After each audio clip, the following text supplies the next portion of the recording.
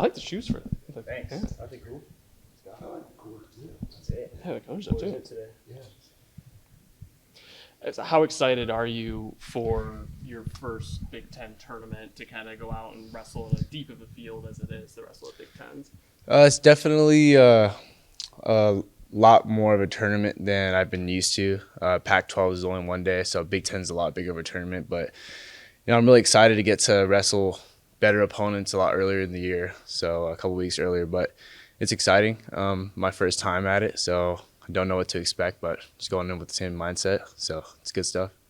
Your career's taken a few turns, starting at Fresno State and Arizona State, now here.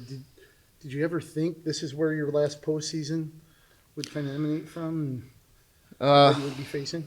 Not really. I think if I told my high school self that I'd be wrestling at the University of Iowa, I'd be really surprised. So I think, I didn't really know what to expect going into college, but this definitely wasn't it. But I've been super blessed to be able to do this, to be able to be at such a good program like this and then get to wrestle at Big Tens and then, a fifth year at NCAA's is really cool. So, it's a really good thing that I've been able to do. So I'm really thankful.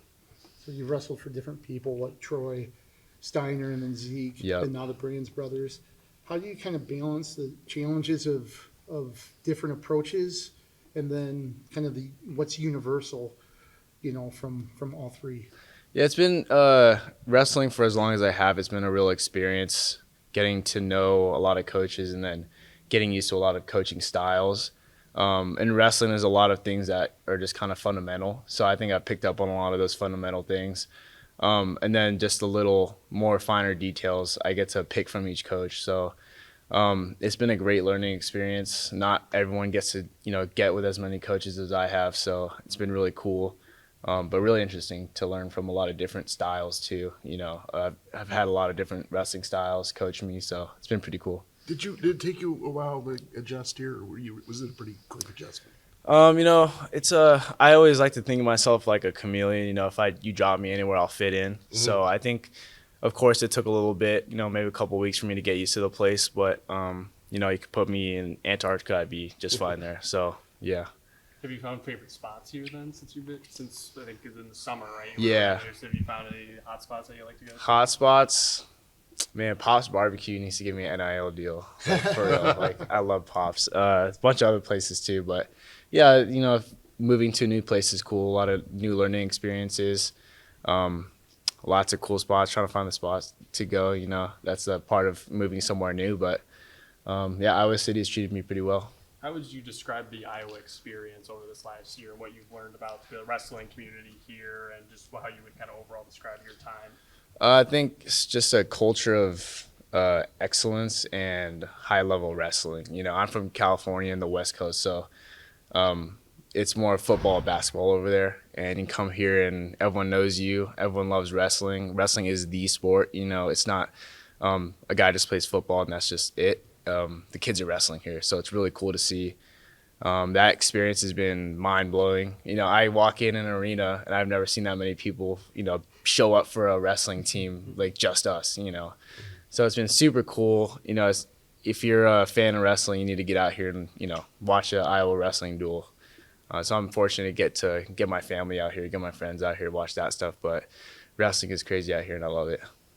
Tom was talking about how usually you were already kind of taking in stuff and breaking down action after a competition before the coaches even come to you. Yeah. Would you consider yourself a student of the sport, and is that something that you really like to delve into the kind of the nuts and bolts of competition? Yeah, I think as I was getting into high school wrestling and then into my later years in college, I started to really analyze wrestling a little bit more and analyze the technique and break stuff down. I think you're never really truly a master of the sport, and every day I'm trying to learn something new. I'll pick something from everyone, but like you were saying, after a match or a tournament, especially the bad matches or matches where I knew I could have done a lot better, I like to fixate on those things I could have done better. But just constantly learning technique is never a bad thing. But I think as we get into the postseason here, it's more locking in on what I'm good at and setting into my routine and my technique and stuff. I guess how much do you apply what you've learned? Obviously, a lot of the guys you've wrestled this season, you're going to see this weekend. So how much do you Yeah. apply the wins, the losses, what you took from them into potential rematches? I think I'd keep it in the back of my head, but I don't want to focus too much on, working on one thing. I think it's more focusing on what I'm good at and not necessarily just constantly working on something that, I need to fix this from that one match.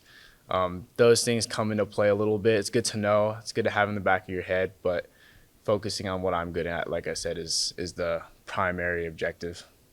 Tom said you can be a little too hard on yourself, when you are breaking stuff down. Mm-hmm. How do you kind of balance that striving for perfection and forgiving imperfection to be at the top of your game?